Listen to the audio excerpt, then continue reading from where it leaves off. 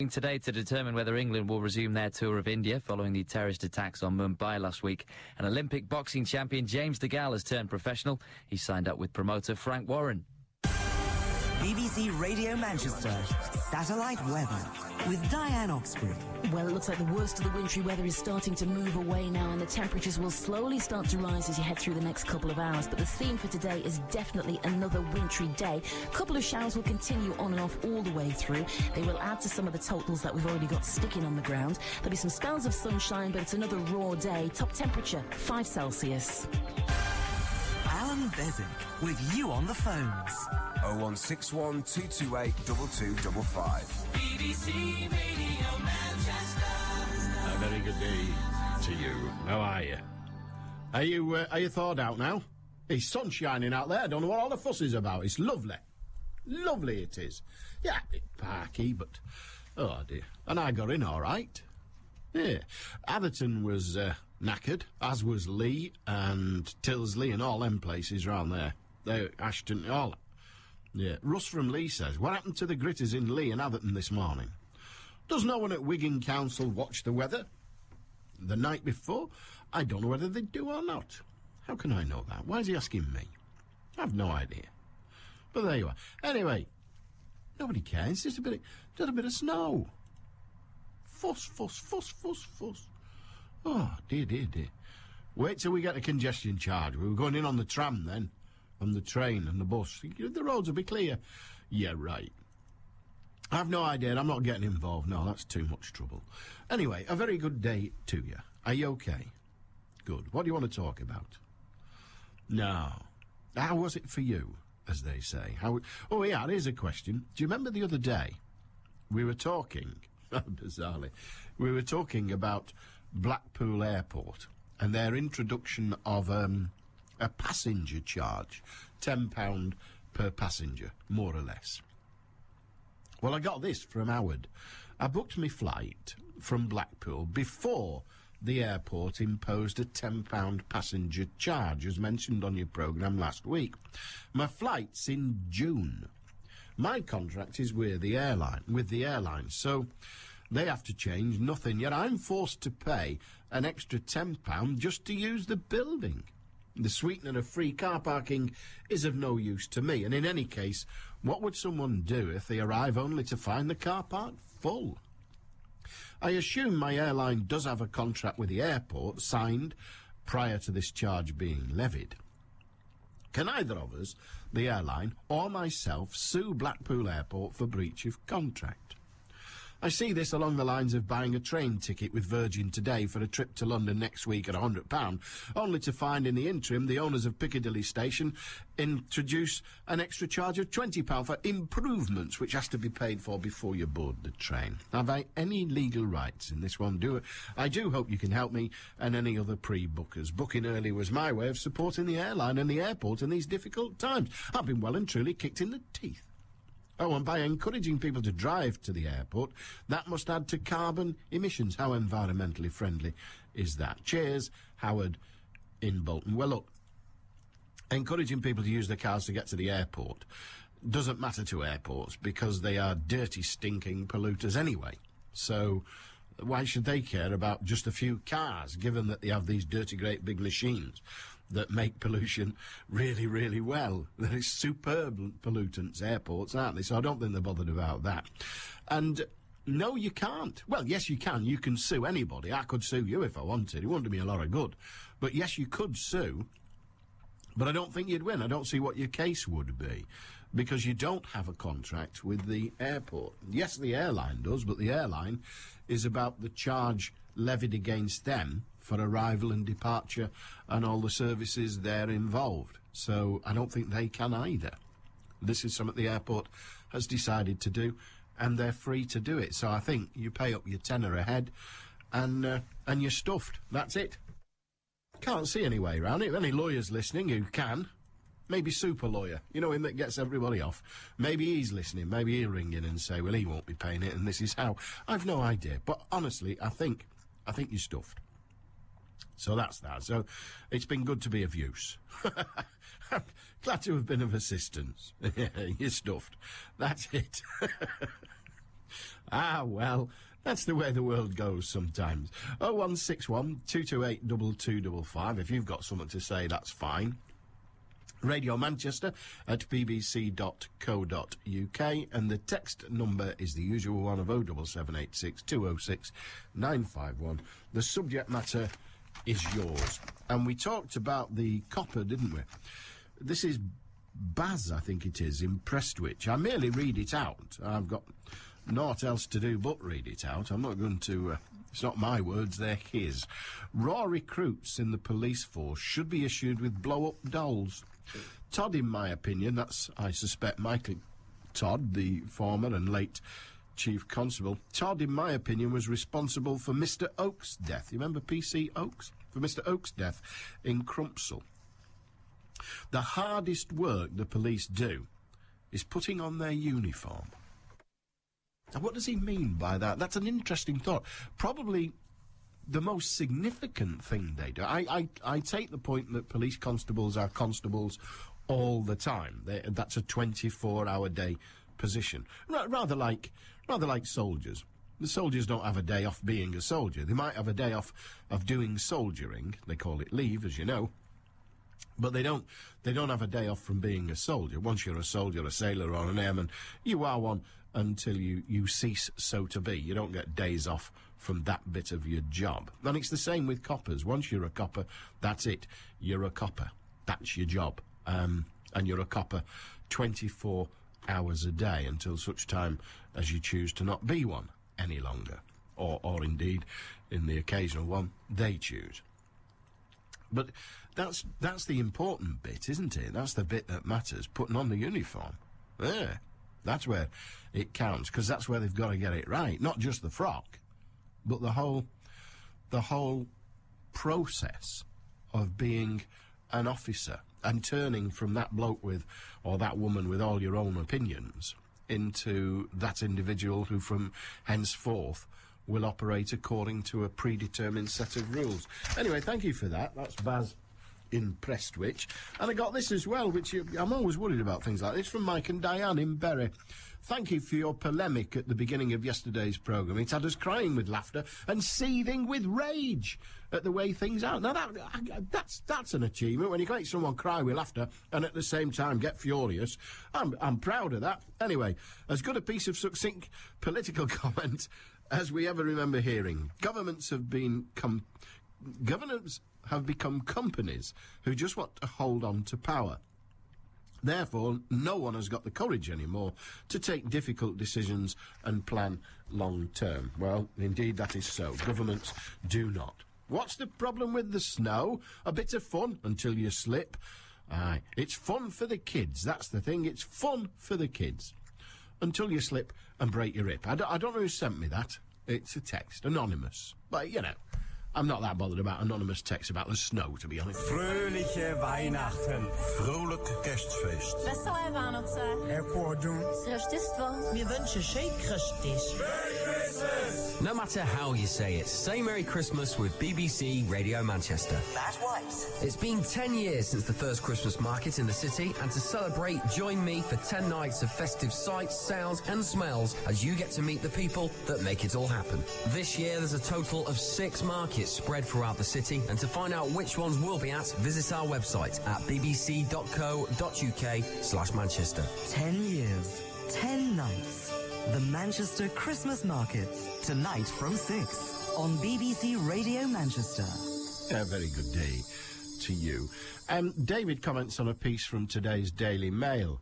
It's on... hang on, I wrote it down somewhere. Yeah, page 23 of today's Express. So it's in most of the papers as well. A Christian relationship counsellor was sacked because he refused to give sex therapy lessons to gay couples, a tribunal heard today. Gary McFarlane had given advice to straight couples, but felt his religious beliefs prevented him from offering advice on sexual intimacy with same-sex partners. He was sacked by the National Counselling Service Relate for breaching its equal opportunities policy. That's the story. David then says, though I do not have a religion, I believe Gary McFarlane has the right to take the course of action he did. Well, does he? Does he?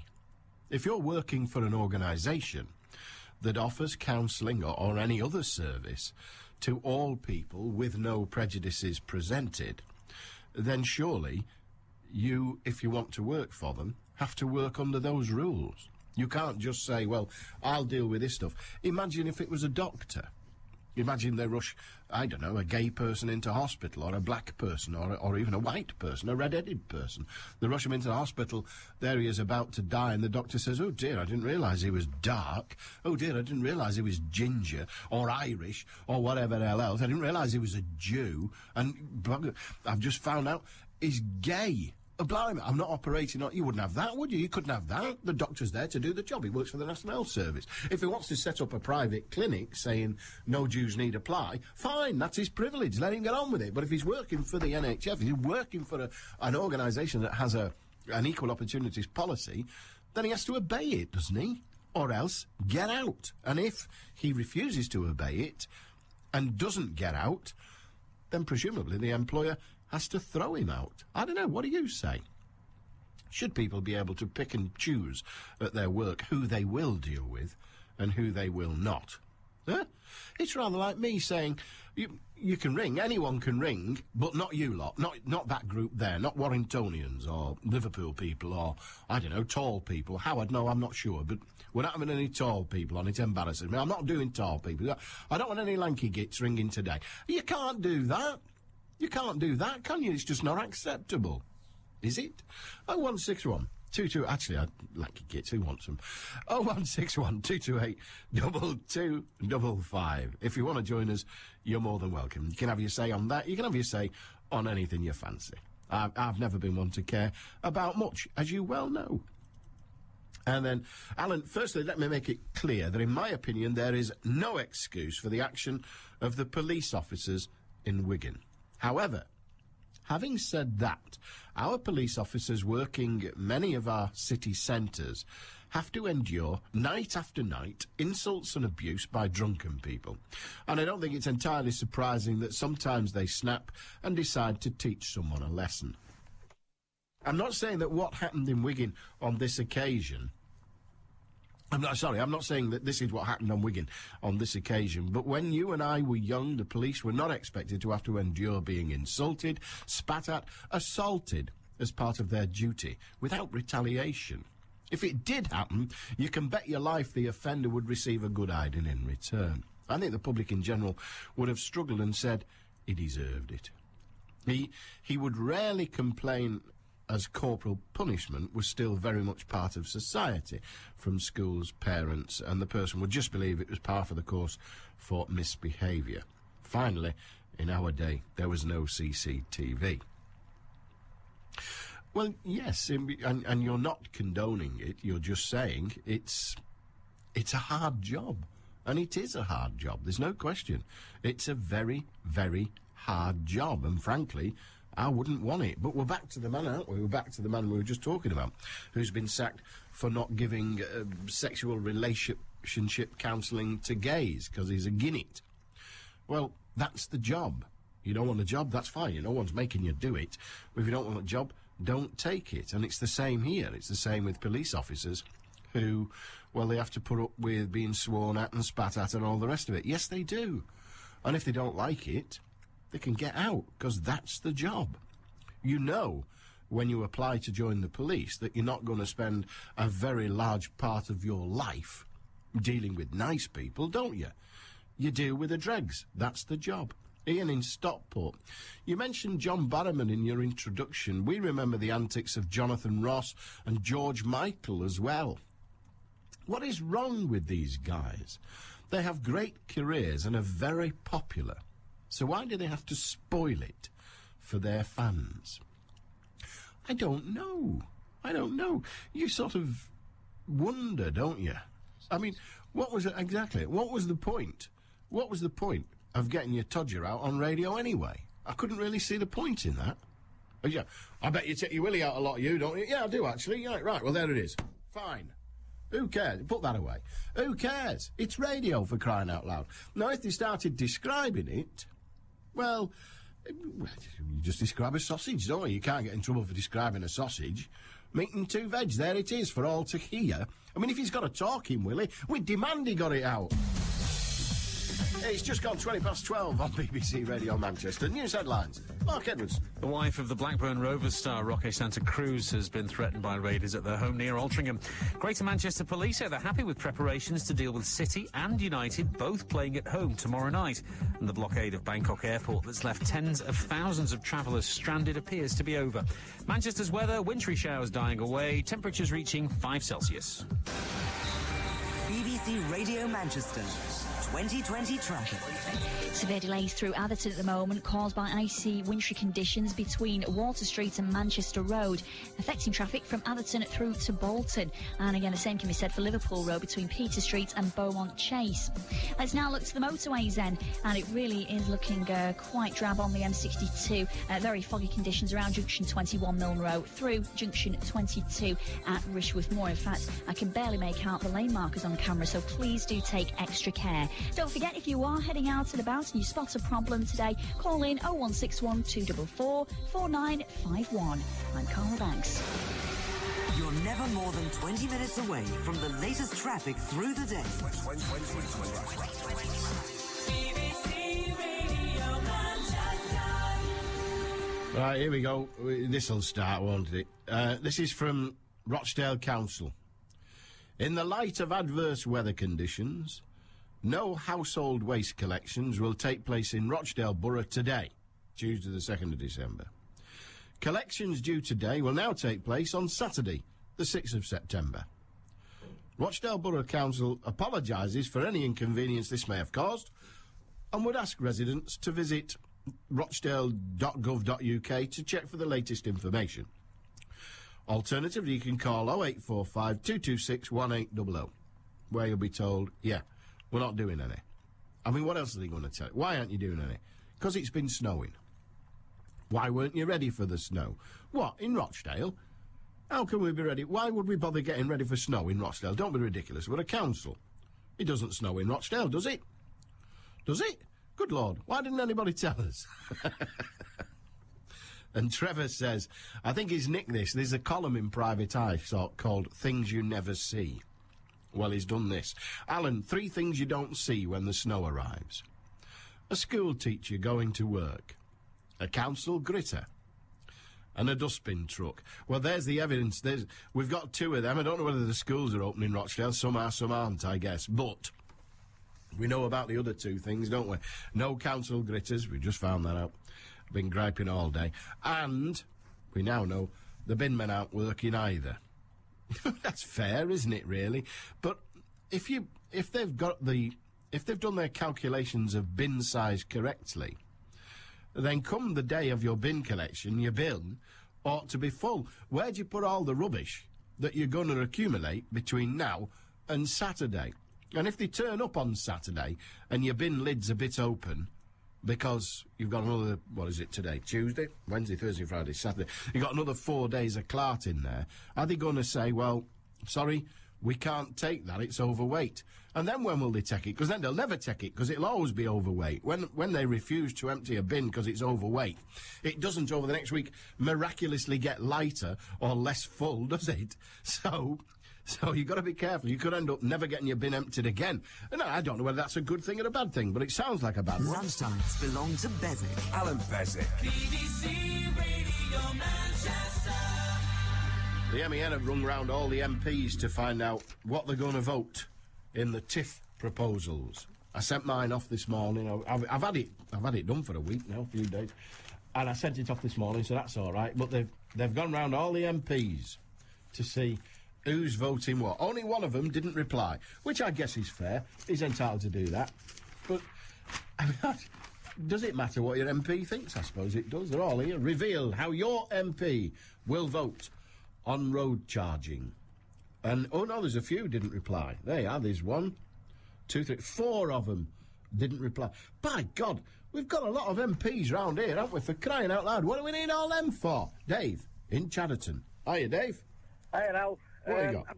I just phoned you up over the thing with yesterday afternoon about, druggies that are on heroin and they've been put on methadone.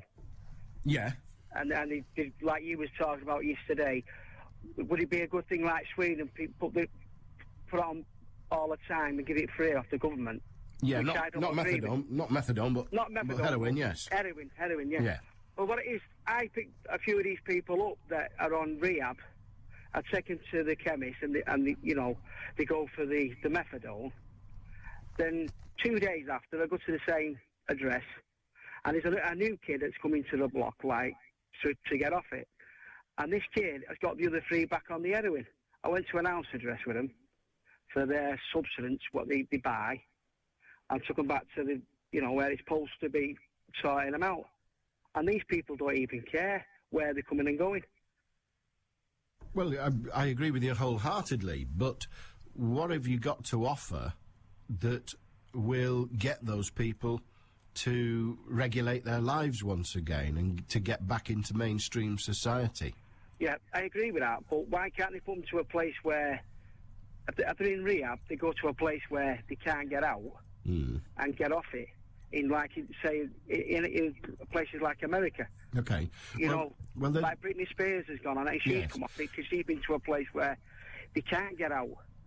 Well, it is occasionally possible to get a person off drugs by locking them up and, if you like, attempting to rehabilitate them. It very rarely works. It very rarely works, because the only way to break a habit is to be moved to break it. You have to break it. No one can break it for you. Right. But let's look at what heroin does. First of all, it's addictive. We know that. Yeah. So the mind and the body start saying, I need heroin, I need heroin. If you haven't got the money for heroin, you don't sit down and say, well, that's a bugger. What you actually do, many people, not all by any means, but if you're poor and a heroin addict, what you actually do is go out and steal stuff in order to fund it. Right. Now, what we have to do is try and stop that. Mm-hmm. Now, the way it's been tried in Switzerland is they don't go to the pharmacy and get their heroin, like some of them go to the pharmacy that you talked about and get their methadone, their substitute, which many of them then sell, to be honest, in order to get heroin. They don't do that. You have to effectively go to the hospital, and at the hospital you are given the opportunity in private to administer the drug, but you can't steal it. So you either administer it or you don't. There's no pressure on you to give up. There's no pressure on you to get yourself off the drug. They supply the drug in order that you can regulate your life and get back into mainstream society. Surely that's sensible. I agree with it in one sense, but in another sense, when I go out on a Friday night, there's that many people which are on heroin in different ways, which you sniff up the nose. And you're talking that 60% of the society is probably on it at the moment. Well, I don't know that percentage of society is on it at the moment. I would say 60%. Well, okay, I'm not going to bandy statistics with you, but it is almost certainly the case. I mean, just look at 100 people you know. Are only 40 of them not on heroin? Yeah. Really? There's probably not 40 what you're saying, as people know heroin which use a needle in their arm or in the leg. I don't care. I mean, But we're talking about people that sniff it up the nose every Friday night. Well, if I think... a party piece. Well, to be honest, I don't know whether your parents are still alive, Dave. Are they on it? No, they're not. No. No, they're not. Do you think many of their generation are? I would say... Do you think I could be wrong. Do you think when my dad and all his mates go to the Legion, a couple of hundred of them on a Friday night, do you think they're all snorting up in the toilets? Yes. What, at the Legion?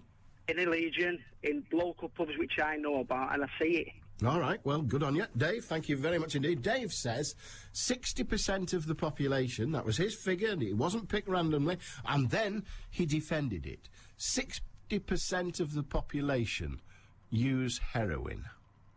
Once again, I find myself in a minority. 60% of the population use heroin. Is he right? In your experience, is he right? He's not in mine. And frankly, I'm stunned by that statistic if it turns out to be true. Naomi says, what a surprise that the bin men are on strike because of the snow. Everyone else manages to go to work in the snow. They're not on strike, Naomi. They're not on strike. The council have decided that they're not going to do it today. It's not a strike. It's a council, an employer's decision that they don't want people wandering about with bags on their back in icy weather, and they can't get their trucks round anyway. So it's definitely not a strike. It's a decision by the authority to withdraw the service today. John in Altrincham. Hiya, John. Hi, Alan. How you doing? I'm very well. Good, good. Just thought you're keen on fairness with supermarkets, and I thought you might be interested to know about a tip that how some of the listeners might get a little bit of discount or rebate from supermarkets. Always in favour of that. Go on. Right. Supermarkets have new premises built, and what they do is when the construction company's results are published, they ring them up and say, you've made that profit on the back of the business you've done with us, can we have some money back?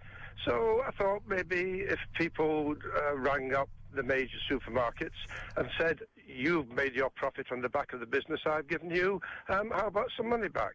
Do you think that sounds fair to you? Well, it sounds fair, no question. Absolutely fair. It sounds like a cracking idea. Have you give it a whiz? Not me personally. Have you not? Because I think, as the inventor of the idea, I think you should get the first go. Well, I might try it out, but the more people that try it, you know, supermarkets are very, very susceptible to public opinion and public pressure. And if suddenly they found that 1 million people all went and knocked on the door and said, "What about it?" You know, if one person goes on their own, you'll probably be shown the door. But if we all try it, it might just catch on. Well, it might. I've got my doubts, to be honest, but it's worth a try. Give it a whiz and see how you go. Yeah, well, if, you know, people listening also try it and they ring in and tell you how they go on, then, you know, the more pressure and the more publicity. It's the publicity that gets at them in the end. Yeah, I'm not sure they're that bothered, to be honest, because their argument will be, the supermarkets will say, hang on a minute, OK, take your business elsewhere. Where are you going to go? A corner shop? Absolutely, yes. And you will then pay a lot more for your goods. But we'll all cry when there are no corner shops, won't we? Well, we will cry when there are no corner shops. We'll all whinge and whine and say it's a terrible loss to society, but we don't care enough about them to shop in them. Well, some of us do, but that's another story. Indeed. All right, mate. All right, good on you. It's a nice idea. The supermarkets, when they build premises, they according to John, they get in touch with the builder and say, look at the profits you've made building our premises. We want some of that money off you. Otherwise, you won't be building any more. Well, it's an interesting argument. Give it a whiz, as I say. Do have a go. Give them a call and say, look, Mr. Tesco or Mr. Sainsbury or whatever, look, I've been shopping in your shop for a decade, and I think, frankly, you owe me about 90 quid, and see how you go. Alan, I'm a secondary school teacher. I work 30 miles away from where I live. I spent 4 hours getting to work, only to find the head teacher is shutting the school on terms of health and safety. Oh, dear. That's unacceptable, isn't it? That is absolutely unacceptable. So there. I don't know why they shut schools on the grounds of health and safety. Get the kids in, lock them in. That's it. They just don't go out to play. Make them work. What's the problem? And if it's cold, well, that's okay. They're indoors. They're not going to die of exposure, are they? Oh, dear. Hi, Alan. It makes me ashamed to be a man, says David. When I reflect on the amount of time and effort that's been spent on fighting or creating weapons to do it more efficiently. We're about to spend 25 billion on nuclear missiles for submarines. Just how much we might have accomplished if instead we did things differently. What we could have done and what could we achieve? Do you think we'll eventually move to a position where we might get things right? Well, the problem with the idea of will we move to the position where we might get things right presumes that there is a right. And, of course, there isn't an absolute right in terms of nuclear weapons. Many people will say we're about to spend all those billions wasting them on nuclear weapons. But many others, and I don't know where the majority lies, but many others will say we're just about to spend all those billions to make sure we don't get blown out the water. Which do you believe? But getting things right requires for us all to agree. And I'm not altogether sure, by any means, that we are ever going to agree. If ever we do, I completely knackered, aren't I? I'm done for. Dave in, up in the hills anyway, that's as near as I get. Dave says, many addicts are given Subutex, which is buprenorphine, HCI, to control their withdrawal over here. But like everything else, it gets abused. It's a sublingual tablet. If you don't know what that is, it's one that's placed under the tongue and allowed to dissolve. It then acts for up to 8, 10, 12 hours, depending on the dose. However, the druggies know that if you crush it and snort it, it gives you a buzz. With methadone, prescribed in pharmacies, they keep it in their mouths, leave the shop and spit it into a bottle to either sell it or buy heroin, or they save it up. They will always abuse the system. Some do clean up their acts, but far more don't. We'll just throw more money at the problem with no chance of a cure. Well, Dave, the scheme in Switzerland is not attempting to cure addicts. It's not. It's attempting to control their inappropriate behaviour, if you like.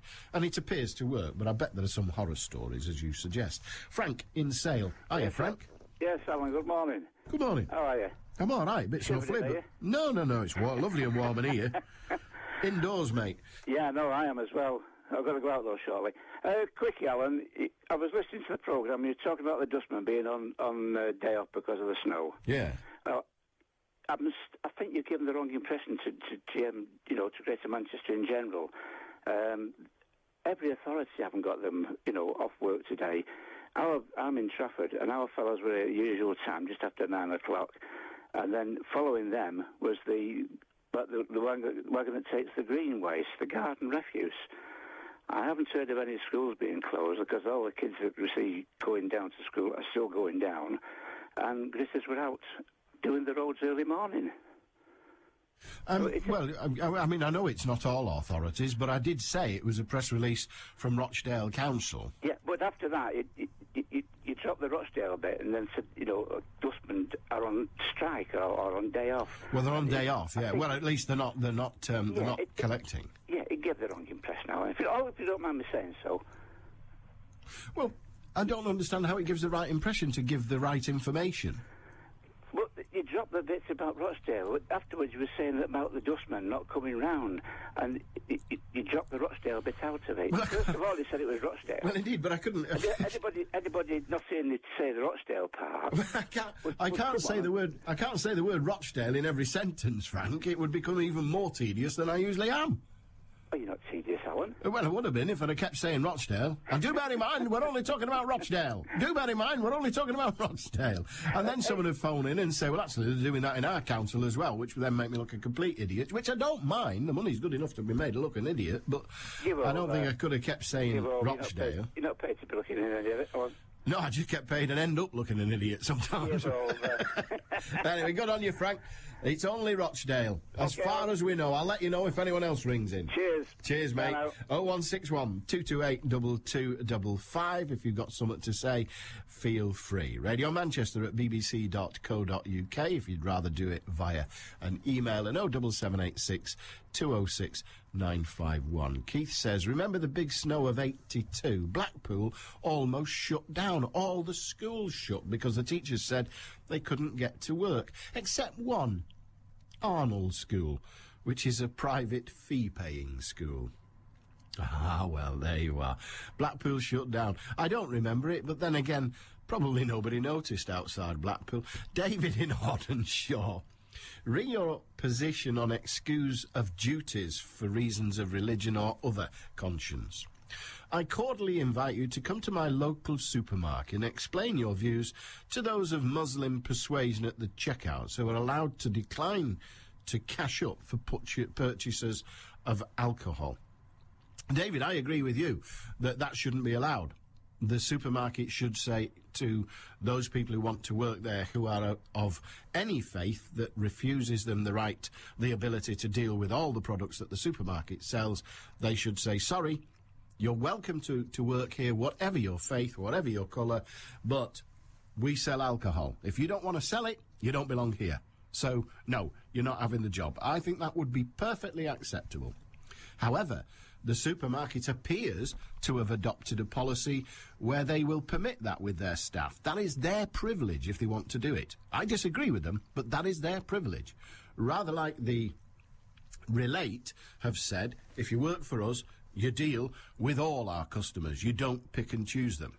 That's their privilege, and I think they're right to say it.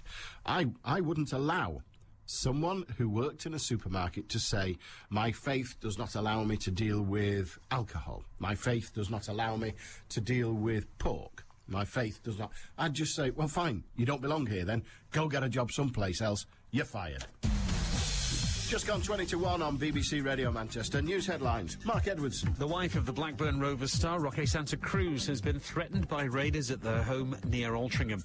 The blockade of Bangkok airports that's left tens of thousands of travellers stranded appears to be over, and the radical Muslim leader Abu Qatada has been returned to prison after an immigration court found there was a significant risk of him absconding from the UK. Manchester's weather, wintry showers dying away, temperatures reaching around about 5 Celsius. Why not just let the one hand get go? BBC Radio Manchester 2020 traffic. Well, the fog on the M62 continues to affect motorists around junction 21 Milne Row through to junction 22 at Rishworth Moor. It's very hard to make out any of the lane markings from the cameras at the moment. That's how bad it is, so please do take it extremely carefully. It's only just started snowing again around that area as well. Onto the M60 now, and that fuel spillage around junction 12 at the Eccles interchange has blocked off the exit slip road to the M602 partially. It's still able to pass, but do take extra care. And the Snake Pass in Gloss at the A57's partially blocked off because of the amount of snowfall near to Hurst Road. It's drifting in places, and motorists are struggling to pass because of the wintry weather earlier today. Now, don't forget, of course, if you can update me further, why not call in on the travel line? Let me know how you're getting on. The number's 0161 244 4951. I'm Cara Banks. BBC Radio Manchester Sports with Will Perry. Good afternoon. Cristiano Ronaldo says being voted European Footballer of the Year is one of the most beautiful days of his life, as it's something he dreamt of as a child. The Manchester United winger finished ahead of Barcelona's Lionel Messi and Liverpool striker Fernando Torres. Manchester City manager Mark Hughes could be without a number of key players for tomorrow's UEFA Cup match against Paris Saint-Germain at Eastlands. Robinho, Sean Wright-Phillips and Micah Richards all have injuries and are unlikely to play. Gelson Fernandes is out with a hamstring problem. Meanwhile, Hughes has defended Robinho's small-time comments, saying that every team needs a winning mentality. The City boss feels it's all been blown out of context. Quotes are taken in isolation and used to put a negative slant on a headline, and that's been the case. The gist of it basically is that every team needs a winning mentality. It needs to be learned. If you can have that in your team, then you're more likely to be successful. So that's what we're striving to be. Well, furious Manchester City fans are threatening to boycott the pre-Christmas fixture at West Brom on December the 21st. They're angry that the Premier League's bottom club are cashing in on their loyalty by charging £40 for a ticket. City's under-18 side start their defence of the FA Youth Cup away at Swansea this evening. Academy director Jim Cassell isn't singling out any youngsters to shine this year following last season's Cup success. I'd never like to put pressure on any individual. All I will say is that I think last year's team was exceptional. I think that this year's team, if they have the rub of the green, have a chance of progressing through the tournament. Whether they're good enough to win it is another story, but I think we'll certainly produce players from this team. We'll have coverage of City's Youth Cup match at Swansea here on BBC Radio Manchester from 7 o'clock tonight. Ajax have confirmed they've opened talks with Real Madrid over the sale of reported Manchester City and United target Klaas-Jan Huntelaar. Former United and Celtic striker Henrik Larsson is considering a return to the Premier League and is reportedly being targeted by Everton. The 37-year-old Swede is a free agent after his deal with Helsingborg came to an end. Oldham Athletic have cancelled the registration of young midfielder Aaron Chalmers. The 17-year-old leaves the Latics because of a breach of club discipline. Macclesfield are at League 2 tabletoppers Wickham this evening. The Silkmen are at full strength for the clash at Adams Park. We'll keep you bang up to date in Reloaded from 7. And following their shock exit from the FA Cup at the hands of Forest Green, Rochdale boss Keith Hill believes his players must be positive and pick themselves up for the league campaign. I'm very positive. I expect the players to replicate what myself and David advocate, and it's positivity. And if I sulk till Thursday, Friday, then there'll be long-lasting effects from this game going into the Darlington game. The lads will have to train to the same tempo that I expect them to, without any sulking, without any moping around. In cricket, former ECB chairman Lord Maclaurin insists the situation in India is so serious that England shouldn't return to play the Test series there later this month. He says the country isn't safe and the team aren't prepared. Meanwhile, the Pakistan Cricket Board has dismissed reports suggesting the 2011 World Cup could be moved away from the subcontinent following those terror attacks in Mumbai. Olympic boxing champion James DeGale has turned professional. He signed up with promoter Frank Warren. And finally, in rugby union, England flanker Michael Littman will face a disciplinary hearing later this week. He's been cited for stamping during last Saturday's defeat to New Zealand at Twickenham. The next live action on the Northwest's biggest sports station. Well, from 7 in Reloaded with coverage of Jim Cassell's Manchester City as they begin their defence of the FA Youth Cup at Swansea, plus Macclesfield's match at Wickham in League 2. BBC Radio Manchester. Finn in Lee says, "Hi Alan, I was always under the impression that the bin wagon drivers were also the gritter drivers. Yeah, they're probably all in work, but trying to ensure everyone else can get to their work. Be a great job with the council, wouldn't it? Gritter drivers may involve long periods in the depot." Sasha in Wilmslow, hiya. Hi, Alan. What can I do for you? Well, I was just listening to the conversation about this councillor who wouldn't counsel same-sex couples. Yes. And I've no opinion really either way on that, but what annoys me is if, say, you're a pharmacist and you don't believe in the morning after pill, you know, because it's against your religion, they have the right to not give it out. So, you know, I've read an article about this where a couple were desperate for the morning after pill and they had to go to another pharmacist elsewhere because they couldn't get it at this particular pharmacist. And it's like, well, as a pharmacist, your job is to dispense drugs, and just because you don't believe in it, you know, I think it's wrong. You know, we should either have equal where your views and opinions shouldn't have any part in your job at all. And, you know, if you're doing that job, you have to do it regardless of what your personal beliefs are. But it seems to me that if you're a Muslim, we don't want to upset the Muslims. You know, like I've read about a chef who wouldn't serve bacon and sausages because, you know, that's against his religion, or alcohol. And we seem to sort of back down and, you know, bow down to Muslims because, for God forbid, that we actually upset them. Well, I don't bow down to them. If we're going to hell, they can come with me. I'm not bothered. But we have to distinguish between individual rights and the rights of an organisation.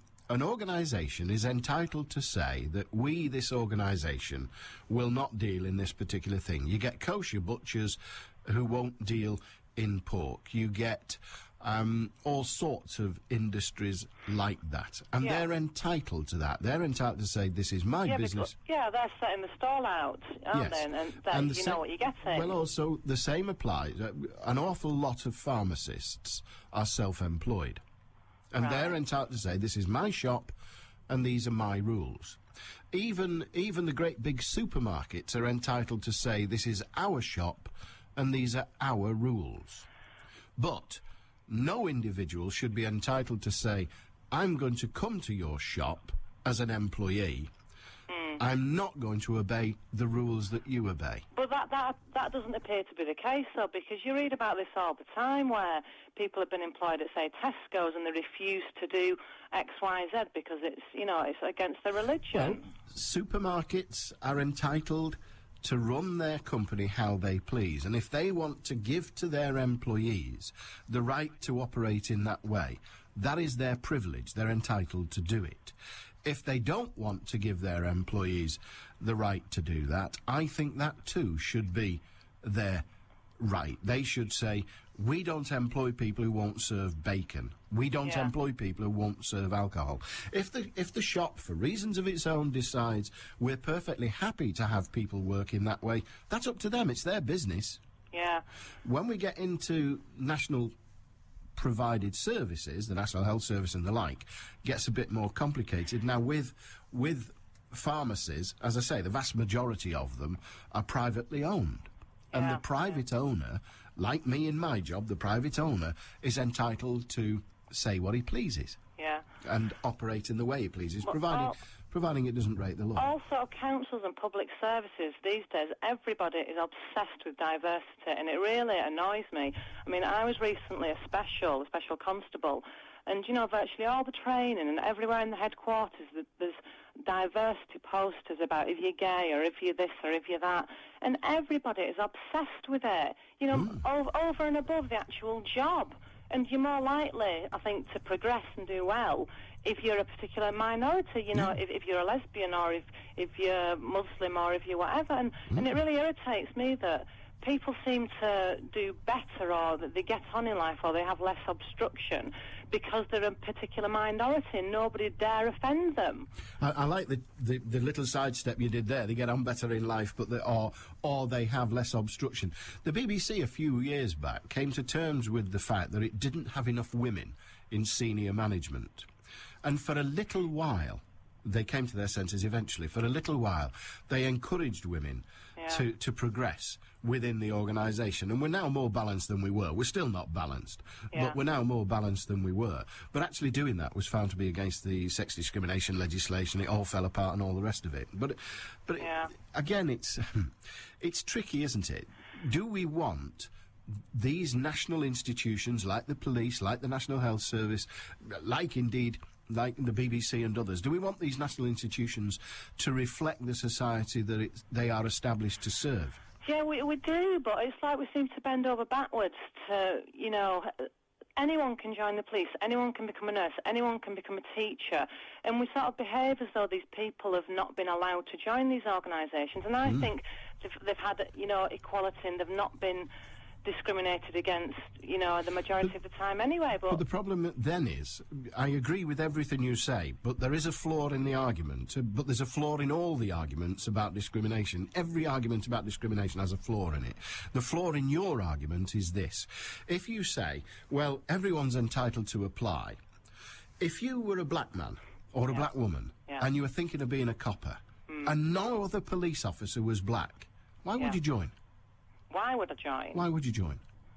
I would join just because I wanted to be a police officer. But you would have to want it an awful lot to be the first black person doing it. To be honest, I mean, obviously I'm not a black woman, but I don't think it's crossed my mind. It's like, if you want to be a police officer or you want to be a fireman or you want to be a nurse, I think it's completely...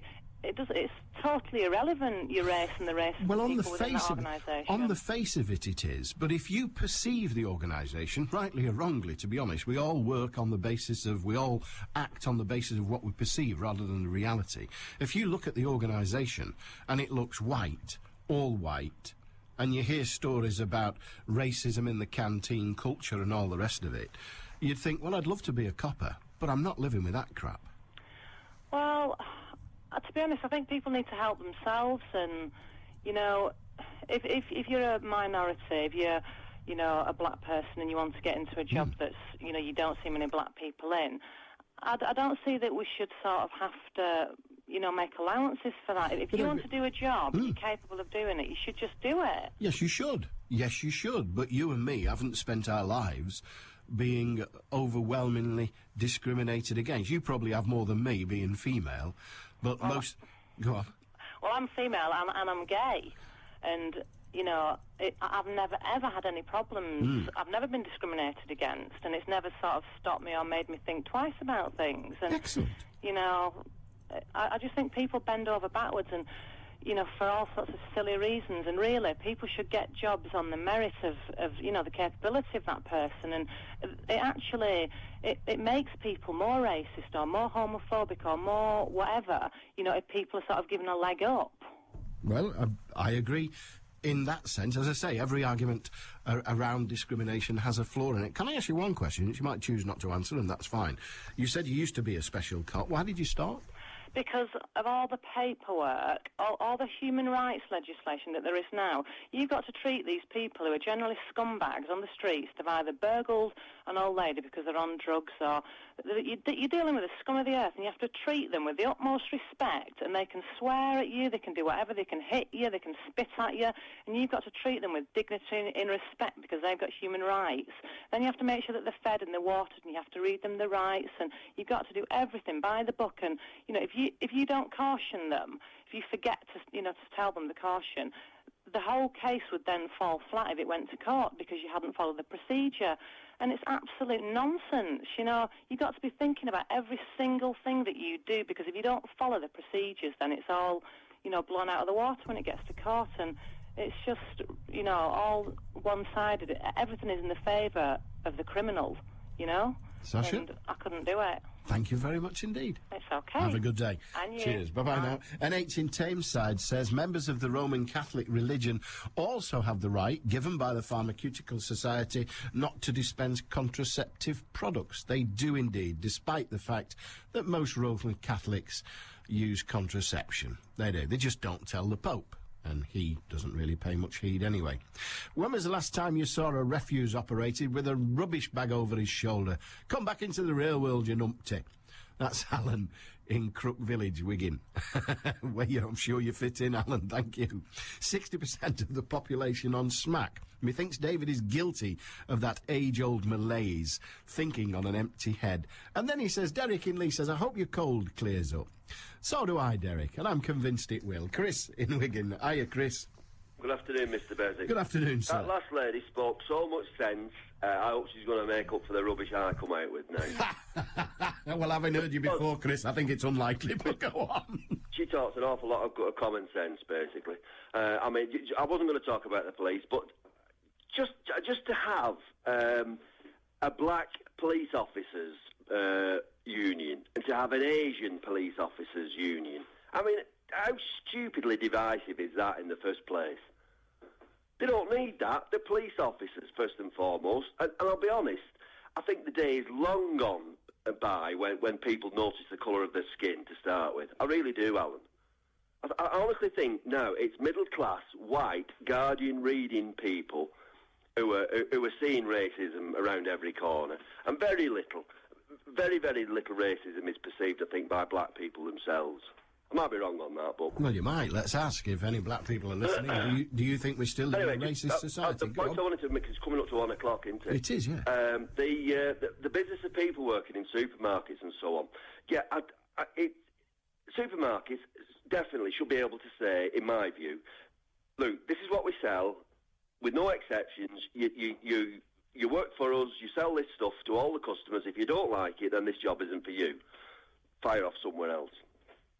But, and I'm pretty convinced that that's what happens in most cases, but I'd also say that I'll bet you it's the public's perception that if an individual did stand up and say, hang on a moment, I am of a religious disposition that does not allow me to sell the meat of the swine, and therefore I refuse to sell bacon, I believe it's the public's perception that if a company then turned around and said, well, you can't work for us anymore, that company get taken to the cleaners, basically. Well, they may well, but what they need to do is to establish that in their recruitment procedure.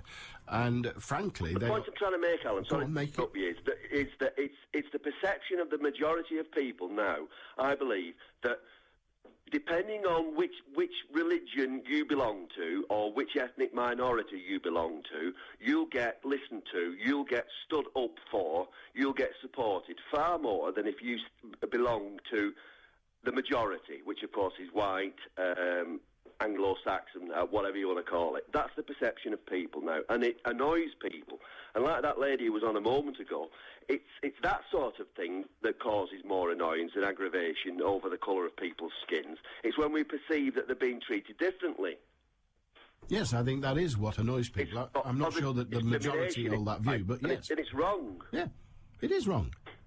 That's the only point I wanted to make. It is wrong. Giving people different circumstances because of their race, creed or colour is racism, whether that's advantageous or disadvantageous. One last thing I'd like to make about that policeman in Wigan that thumped that fella as well. Allegedly. I think there's been a lot of emotive outcry because the bloke's been in the army and served overseas, in Iraq, Afghanistan. And was innocent. What the policeman did was illegal. It was unforgivable. That sort of thing used to go on a lot 30 years ago. You get hold of somebody in an alleyway. For sure. But no CCTV cameras to record it to start with. All right, we've got to end it there, Chris. Thank you very much indeed. What the police officer is alleged to have done in Wigan is now illegal, but was de rigueur 30 years ago. For that, we know the truth. Join me, Matt White, live from Manchester's Christmas markets tonight from 6 on BBC Radio Manchester.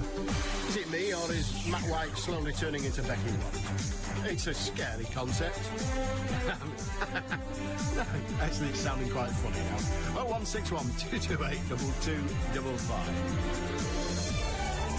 95.1 FM. DAB Digital Radio. And the World Wide Web. This is Manchester. BBC Radio Manchester.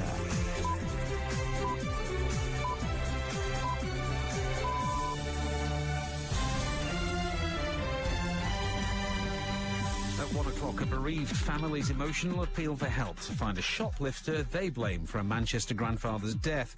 And Greater Manchester starts to emerge from a mini-freeze. Hughes defends Robinho's small-time comments. Well, this afternoon, it's generally an improving situation. We'll see 1 or 2 sunny spells, the odd scattered shower. It's still cold and breezy with top temperatures of 5 Celsius. And if you're trying to exit the M60 clockwise from junction 12, the Eccles interchange onto the M602, do take care. There's a fuel spillage on the exit slip and the road's partially blocked. Good afternoon, I'm Mark Edwardson. The family of a pensioner who died after being pushed over by a thief fleeing a shop in Manchester have made an emotional appeal for information to catch him.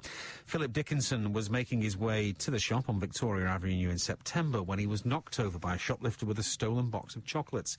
The 75-year-old, who had previously suffered heart problems, was taken to the North Manchester General Hospital where he later died. His daughter Beverly says if it hadn't been for what happened that day, he'd still be alive now. He wasn't a well man. He had quite a lot of different illnesses, but definitely for the extent of the fall, I mean, as he pushed him, his back hit into the railings, and because his legs were weak, he hit the floor, and he was on the floor for quite a while before the ambulance come, and I just think that did have a knock-on effect to his death, definitely. The wife of the Blackburn Rovers star Roque Santa Cruz has been threatened by raiders at their home near Altrincham. Catherine Murray has the details. The raid on the mansion of Roque Santa Cruz happened when he was playing for Blackburn Rovers at Portsmouth last Sunday. 3 men forced their way into the house on Stanhope Road in Bowden and threatened a 24-year-old woman with a knife. They stole a substantial amount of jewellery worth thousands of pounds. There were no reports of any injuries, but the victim was left badly shaken. Blackburn Rovers say it's a matter for the police. A babysitter from Lee who raped and molested a girl from when she was 6 years old has been jailed for 6 years. 27-year-old Craig Beckett from Diamond Street was aged between 12 and 17 when he committed the crimes in the 1990s.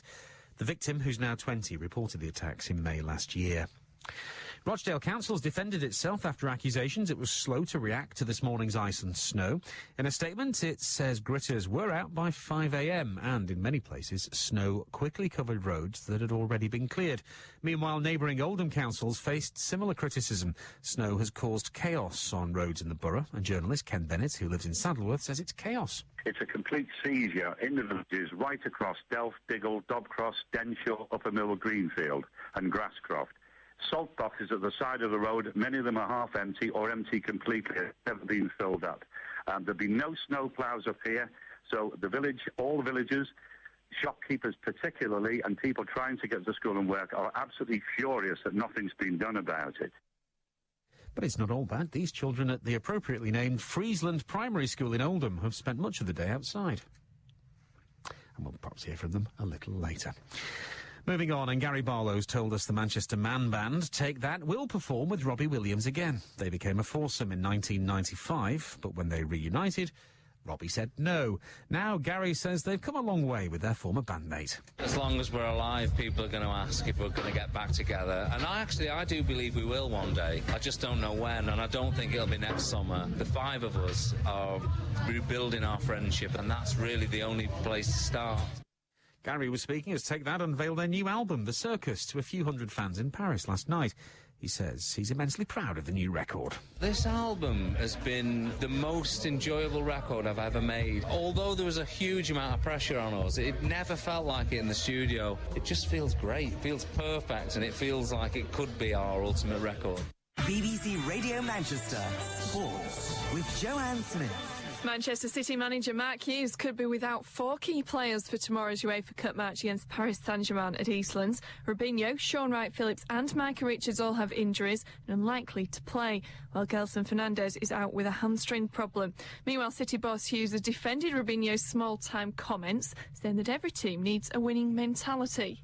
It's something that we need to have, something that we emphasise on a daily basis. So it's not as if he's saying something off script. It's very much the mantra of the whole club.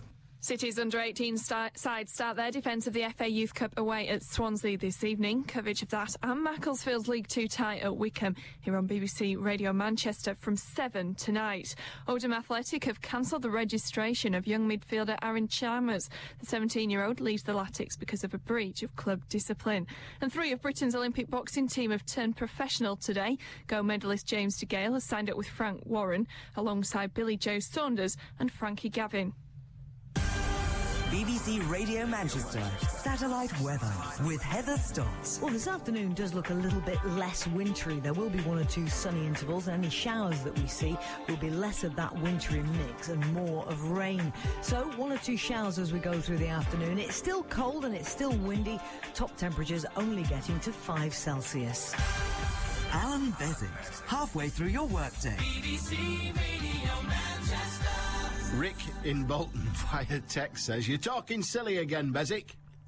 Well, Rick, that's probably true, but I could do with a bit more direction, you know. In what way? Just a simple subject matter would do. In what way am I talking silly? I don't mind you holding that view, indeed, I'm glad of it, but I don't understand. Right, there's lots of stuff I don't understand. World's full of it. You know this TIF debate? This whole TIF referendum. Well, a week on Friday, 10 days today actually, a week on Friday, they announce the results at 12 o'clock at GMEX, or Manchester Central as I think we now call it. And we're taking the whole kit and caboodle, the whole programme over there to get the results. But have you voted yet? Because you're running out of time. You've got till a week Thursday, 10 o'clock at night, so the polling closes. But given it's in London, you better get your finger out and get on with it. And have you got your ballot paper yet? We gave out a number the other day for those who haven't got their ballot paper. Well, the same number might work if you've got 2. I've heard a story knocking about that some people have got 2 ballot papers. Well, in every election, things go awry, don't they? But are you one of them? Well, first of all, have you got your ballot paper? Have you got somebody else's ballot paper? Because they're named, aren't they? Have you got 2 related to being in the wrong address and all that? Well, do give us a call if you're struggling, and we'll see what we can do about it. Yeah, 0161 228 2255 if you've something to say, and that is grand. Hi, Alan. I've only seen the video once. I saw a policeman doing a debilitating action on someone on the ground who was struggling with 3 policemen.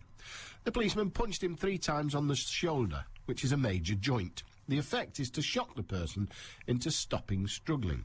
It's similar to the dead leg, where you knee someone on the side of their knee. It stops them in their tracks.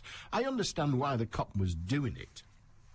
He could have done it to the neck or head, but that would have been wrong and against the guidelines and good practice. That's Keith in Blackpool. Indeed so, but one of the allegations, and I cannot vouchsafe nor gainsay because I haven't seen the video and I'm not gonna, but one of the allegations is that the police officer scraped the person they were trying to take into custody, scraped his face along the floor. And frankly, I can't, off the top of my head, think of a reason when that would be acceptable. 30 years ago, if you were gay, you'd have had a hard time in the police, which is why they have rules protecting minorities. Alan, once again, the council ignore an abandoned car left on a taxi rank on Baring Street under Piccadilly Street. Both the parking and the council say it's not their problem. In the light of recent terrorist activity, is this a wise stance to take, David? And Harry Potter stories are a bit far-fetched. I think they're meant to be, really, but there you are, never mind. I can buy the fact that magic exists, and that there may be even unicorns and wizards. But a ginger kid with 2 mates? Come on. Yes, thank you for that. Beswick, you're full of shame. You're full of shame. No, you're not. Well, you might be. Beswick, you're full of cold. What a shame. More importantly, 60% on heroin? I might give it a whirl. I feel like I'm missing out, says Gary in Manchester. Well, yeah. 0161 228 2255. What's sticking in your neck today? Do feel free. There's no chance of the bin men working in Rochdale. The side streets are littered with abandoned cars. That's Kevin. That's true. We've had 2 collections today, both blue bin and black bin. That's Kev in Padgate. Well, they've got a bit about them in Padgate, haven't they? That's the thing. I've no idea. Yeah. I didn't get the chance to get back to you yesterday when you asked how many heroin addicts we know who live a normal life. I know 3 heroin addicts. One's a doctor who gets his diamorphin, the medical name for heroin, prescribed by a colleague for a non-existent bad back condition. The second is a millionaire businessman who gets his heroin through a chain of intermediaries so that he doesn't get his fingers dirty.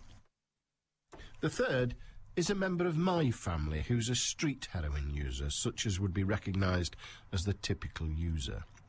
She buys her heroin from a dealer in the street. Guess which is the only one who has a criminal record, who's been in and out of prison for 20 years, who looks 30 years older than they are, and who has her arms covered in scabs from the crap mixed in with the heroin that they buy. The issue is not only a class one, but is much more complex than first looks, and that's Elle in Liverpool. Thank you for that. Elle in Liverpool, what you don't say is whether you would support the idea of your family member and, frankly, the doctor and the businessman, your family member, the doctor and the businessman, having the opportunity to access heroin in a clean environment, in an anteroom, for example, at a hospital, getting the heroin for free so your family member would not need to deal with the evil people she's dealing with, or he, would have no chance of coming in contact with horribly mixed heroin, sort of contaminated with all sorts of stuff. Do you think the scheme would be a good one for her? And, of course, the doctor, who's putting his colleague at risk of being disbarred, both of them, but one of them is merely supplying. I say merely supplying as if it's a minuscule offence. It's not, but they're putting both of their lives, their livelihoods, in danger, are they not? So the doctor whose livelihood is in danger could access his drugs without engaging or risking the career of a friend. And the businessman probably wouldn't use it because he can get his heroin illegally anyway, like rich people can. What do you think? 0161 228 2255. I would be interested in what your view is from that perspective, Elle in Liverpool. We're going to talk in a moment with a gentleman in Salford, and why not? Mornings sound better with Eamon O'Neill and Diane Oxbury. Eamon and Diane. It's more freezing cold down the back of my neck than it should You be. have had a nice mellow start, haven't Do you? you know what? How old are you? 41, why? Back 11 again. Oh, come You on. wake up in the morning. It's snowing, it's gorgeous. Eamon and Diane and you. I turned the radio on. You said it'd been snowing. I didn't open the curtains, but when I did, it looks like a lovely winter wonderland in both the back and front garden. A Christmas scene in your own back garden? Yeah. The station with Eamon and Diane for breakfast. Never in the world. Back tomorrow morning from 6 at BBC Radio Manchester. A very good day to you. How are you? Excellent. Dave in Salford. Hi, Dave. Hello there. What have you got? Yes, you're very good at explaining things. I've heard about this £60, I don't know whether it's Christmas bonus or what, that pensioners will be getting. I've not heard any details of who gets it, how they get it, do they have to apply for it or what? Could you possibly enlighten us? My guess is, he said, and thus negates everything he says henceforth, my guess is that it will merely be paid to you in the same way that the Christmas heating allowance and all those gubbins are.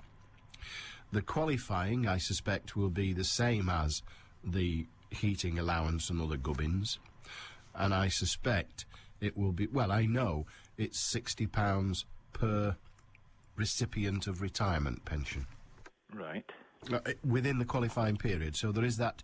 I mean, if you came on to the pension last week, you probably won't get the £60 because you wouldn't get the heating allowance either. So it's that. Right. And it's only pensioners. For example, next year, believe it or not, I'll be entitled to the heating allowance. Because I've just turned 60 in October, so I'll get the heating allowance, which I'm really looking forward to. Obviously, we'll be cold until then, but that's fine. But so it's people who are over 65 or over the retirement age, already in receipt of retirement pension, and I think it's paid in January, but I'm not sure. Oh, I see, because my wife did receive her pension this week with a £10 bonus on it, so I was just wondering when the £60 would be paid out. Or if you say it's in January, well, that's good to know. Well, it may be earlier. I suspect it won't be later. Right. But I don't know how quick it will be, because, of course, it's always possible that there'll be a debate in Parliament about the budget rather than it going through on the nod. And if there's a debate in Parliament on the budget, then that could, I don't think it would, but it could delay it. Right. Okay, thanks for the information. My pleasure. I hope some of it's correct. Thank you. All right. Have Usually a good day. We'll see. Thank you very much. 0161 228 2255. If I got any of that wrong, and you know that I got it wrong, then do please put it right. Do give us a call. 0161 228 2255. And I'm just looking now at some of the information around the subject, and, well, there's not much in it, really. Pensioners received a boost from the pre-budget report with a £60 gift, as well as increases in state pension and pension credits. The one-off payment is on top of the usual £10 Christmas bonus and will be paid to the elderly from January. That's it. And then furthermore, in April, the pension credit rises from £124 to £130 per week, £189 to £198 for couples, while the basic state pension rises from 90.70 to 95.25 a week. And Alistair Darling, the Chancellor, said the elderly would benefit additionally from the reduction in inflation. So more than that, we need not. But I was right in that it's £60. I was right in that it'll be paid in January, and they'll be using the £10 Christmas bonus model to pay it, rather than the heating allowance. So if you received, as your wife just did, Dave, received your £10 Christmas bonus, then it's looking very much like you're in for another £60 in January. And £60 for many people is not a great deal of money. But if you're living on retirement pension, again, it's not a great deal of money. It just seems like it to you. So that's a good thing in one respect and an appalling one in another. 0161 228 2255. Thanks for the gag, Jeff. I'm not using it, obviously. but thank you nonetheless. And Christopher in Middleton says, I think you can discriminate with impunity regarding losing your job for refusing to counsel or help people whom you choose. There's been a couple of cases recently regarding Muslim pharmacists refusing to dispense the morning after pill to customers because it's against their religion and they didn't lose their jobs. It happened in Denton as recently as May this year, says Christopher. Well, yes, we go back to the old adage that the employer, and in a self-employed shopkeeper, which is what many, not all, what many of them are, as an employer, you're entitled to decide the rules for your employees. Now, frankly, if I ran a supermarket, which I don't, if I ran a supermarket, I would say to all of my employees, this is the job. If there are bits of the job you don't like sitting in a draft by the door taking money off people, then get out, because that's the job. Stacking shelves, that's the job. Selling bacon, that's the job. Selling booze, that's the job. You don't want to do it, go someplace where they'll let you do what you want to do.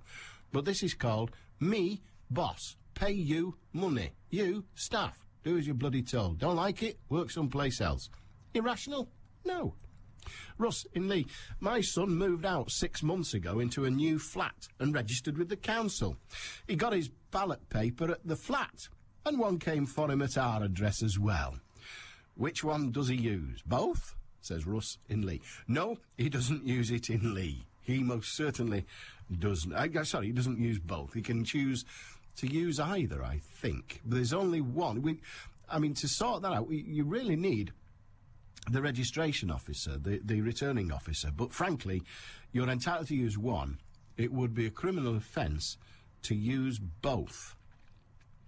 So what he needs to do, it depends where the flat is, doesn't it? He needs to work out whether he thinks, if they're in two different election areas, because remember there are two local authorities involved here, possibly. If they're in two different election areas, he needs to work out which way he wants the vote to go, first of all, and then where he's most likely to be successful, and do that. Complicated, I know, but there you are. But he is only entitled to use one, despite you receiving two. 0161228 2255. If you want to talk to Manchester, good, because they want to listen, and frankly, so do I. I wonder why the woman special constable, who, having packed it in because she had to treat scumbags with respect, didn't just join the Wigan branch. David, what could you possibly mean by that? It's just on 1:20 on BBC Radio Manchester. News headlines. Mark Edwards. The family of a pensioner who died after being pushed over by a thief fleeing a shop in Manchester have made an emotional appeal for information to catch the man. The wife of the Blackburn Rovers star, Roque Santa Cruz, has been threatened by raiders at their home near Altrincham. And Gary Barlow's told us the Manchester band Take That will perform with Robbie Williams again. Manchester's weather, some bright spells, highs of 5 Celsius. BBC Radio Manchester, 2020 traffic. Well, I'm afraid it's still fairly murky on the M62 around junction 21 through 23 Huddersfield. It's still snowing around that area, so please do take care. Now, the Highways Agency have got the matrix sign set to 40 miles per hour. Despite that, traffic's actually coping rather well, not doing badly at all, really. Let's now look to the M60. I'm afraid we still have a lane blocked off as you come off the M60 on the clockwise onto the M602. Now, it's all because of a spillage of fuel on the carriageway, so please do take care. It's currently being gritted at the moment. Now, don't forget, if you can update me further, please do get in touch. 0161 244 4951. I'm Carl Banks. Decongesting Manchester, one car at a time. 2020 traffic. BBC Radio Manchester. Evelyn in Stockport said, why should you be entitled to the heating allowance with all the hot air you generate? Thank you very much indeed. I'm a public servant, me, I'll have you know. I don't just work at the BBC, I also provide all the hot air. You could run a building off me. And why not? George, sometimes I do it with my mouth. George in Stockport, how are you doing? All right, Alan. What have you got? Yeah, well, what I don't understand is when people get the word suspension on full pay, they get suspended on full pay, like that shoes thing and that, what's the name of BBC, Jonathan Ross. That, to me, that's saying, well, look, you're not working now, here's your money, now go and have a good holiday for a few months, because you won't be needed. And this Mr. Ball, whatever his name is, he's put somebody else in charge while she's suspended. Now, she's on round about £2,000 a week. So the bloke in charge, does he get £2,000? I think he'd possibly get more. Well, more then. So that's thousands of our money that the government's cocking up again. Well, they don't have much choice, really, and I'll tell you for why. First of all, I'll correct you in one respect. Jonathan Ross was suspended on full pay until an inquiry was held. Once the inquiry had made its mind up, he was then punished in terms of he's been fined what equates to about £1.5 million, which, frankly, I'd rather go to jail than that. But there you are, £1.5 million out of £6 million is not a lot. But he's been fined, for want of a better term, £1.5 million. And what the BBC did, the other guy resigned before the inquiry reported, so we don't know what would have happened to him. He resigned, that was his privilege. But the way it works is this. If an employer suspends you because they don't want you on the premises anymore, if they then don't pay you, they are in breach of contract. Because until they have the hearing, they cannot say whether you're guilty of that which they're suspending you for or not. All right. So if they suspend you and don't pay you, they've punished you. Yeah, But they've got to sack you, haven't they, then? I can read it. I'm sorry? I'm supposed they've got to sack you then, yeah. Well, if they sack you without giving you the opportunity to put forward your case, they will lose at the tribunal. All right. Because they have to obey the rules of employment. You're employed by the person. If they summarily dismiss you and you go to the tribunal and the tribunal says that the punishment was too great, then you're still dismissed. But the compensation they'll have to pay is massive. Oh, yeah, I suppose. Oh, yeah. Now, so what they do, they suspend you on full pay pending an inquiry. So you're not in there doing any harm. I didn't know that. Well, that's one of the reasons I'm here, George. Yeah. So that's why they get suspended on full pay. No, we put my mind at ease now. Well, it depends how long it takes, doesn't it? We're often hearing of police officers suspended on full pay for like 6 years or something. I even heard of a head teacher, and they can earn as much as $60,000 a year. I heard of a head teacher who was suspended for 2 years. Yeah. It's crazy. Yeah, you see, all we hear is suspended on full pay, and it stops that. Yeah, so that's all they like say. Me, that's not really educated or up on that subject. You think, full pay? Well, hang on, what's going on here? Well, but I didn't know that. I didn't think of it like that. Well, that's what's going on. Yeah, they're avoiding a case of unfair dismissal. You see, as an employer... Oh, yeah, get that now. As an employer, you contract to pay people to do work. They can say, well, I'm doing the work. Yeah. And you say, no, I don't want you to do the work. And they say, well, I want the money anyway. So you say, all right, there's the money. Yeah. Suspended on full pay. All right. All right, Alan, thanks a lot. In the time-honoured way, I've been there and done that. Carol says, here I am waiting for me bin to be emptied in Middleton, a Rochdale area where the roads were not gritted last night. Is that why the bins are not being emptied? My husband had to go to work this morning in Beswick, or else he wouldn't be paid. He works for a demolition and asbestos removal firm and he's working outside most of the time. Rochdale, rather like its former MP Cyril Smith, he's old and can't get out the house. Rochdale is old and can't get out the house. I like that. Mohammed in Rochdale, hiya. Hello. Hello, Mohammed. Yes, hello. Good morning, afternoon. Good afternoon, sorry about that one. Don't worry. Yeah, I'm listening to this conversation for a while. And all the people who do give their opinions on this program or any other program, they are respectable people, and I think everybody right to give his or her opinion. That's fine. Good. Well, let's have yours then. I do not have a contradiction with any of the person, and I don't have any question any of the person who was calling to and giving their opinions, right? Okay. Because you're free to give your opinion. But I have to ask you two questions. That's why I make a phone call after 1 hour. Discussion linear.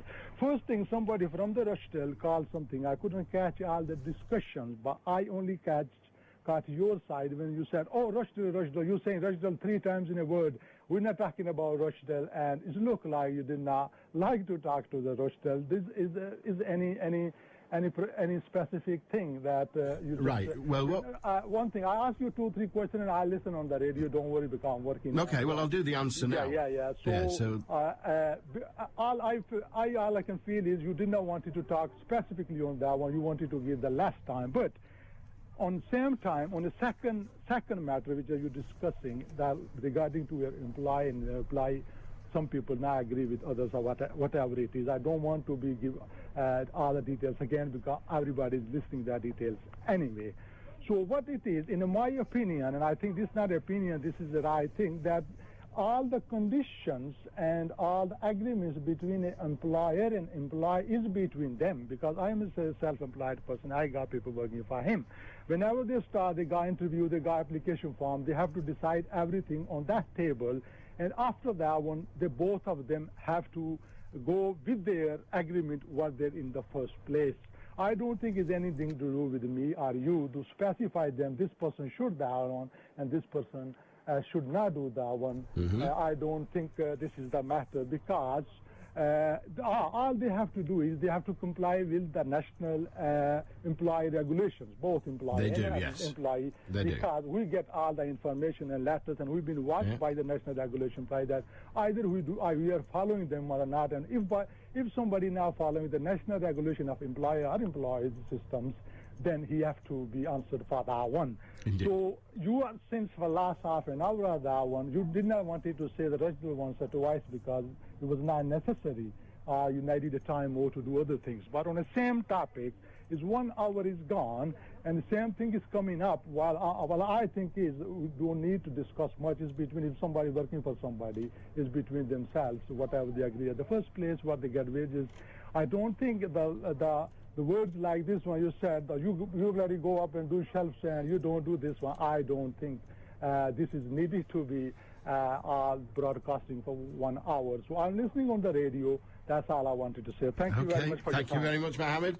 I don't know what I say to that. The reason I didn't want to keep saying Rochdale every bit of the sentence so that everybody knew that I was talking just about Rochdale and not about other councils who may well be emptying bins today, I've no idea, was because it would have been tedious, in my view, and so I said it at the beginning of the sentence, and that I thought was adequate. The employer-employee rules, yes, I do believe that employers and employees should negotiate together. Of course, once the business is up and running, then yes, you say to your employees, this is the job I want you to do. Now, if you cannot, for your personal reasons, do that job, you're no good to me. We do it in so many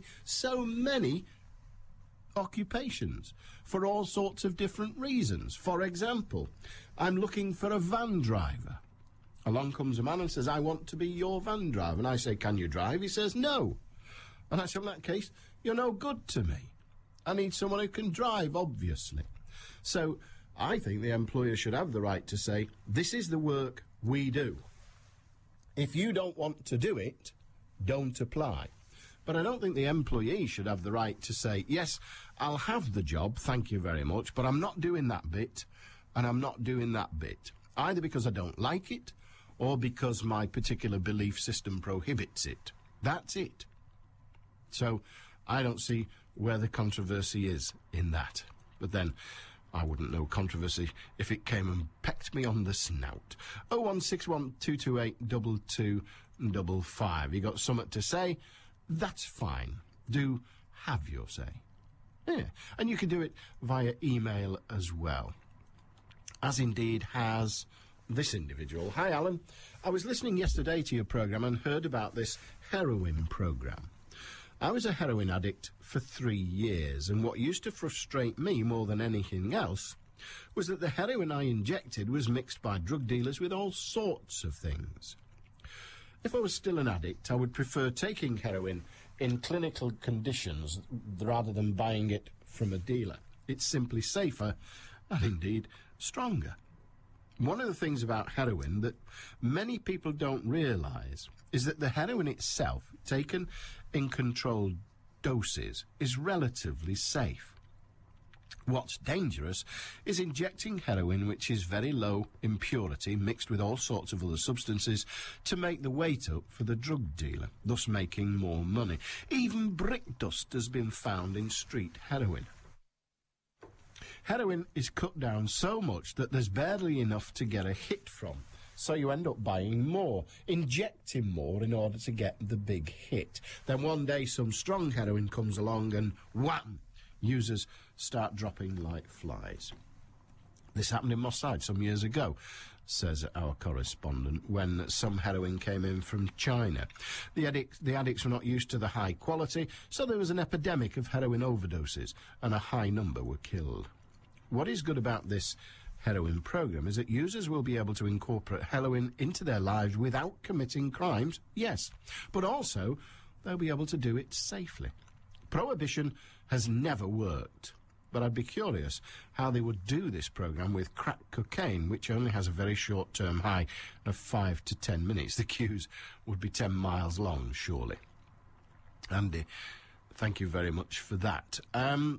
The only thing I can say to that is I don't know either how they would deal with it with crack cocaine. Maybe the process would be to wean you off that onto injected heroin and then, of course, operate the system that way.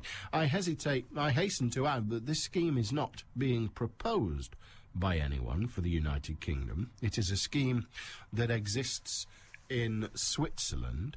It has been experimented with and continues to be in 3 towns in the United Kingdom. So there are 3 areas where this scheme of providing free of charge clean heroin in sterile conditions for heroin users to inject, thus taking them out of the criminal loop. One of the people I read an interview with said, one of the Switzerland people said, I've been a heroin user for 10 years. I've been on this scheme for 8 years, but I'm now in work, got full employment, I'm working an ordinary job, I've got a family, I've got a stable life. That individual, of course, would not have any of those things were it not for the programme.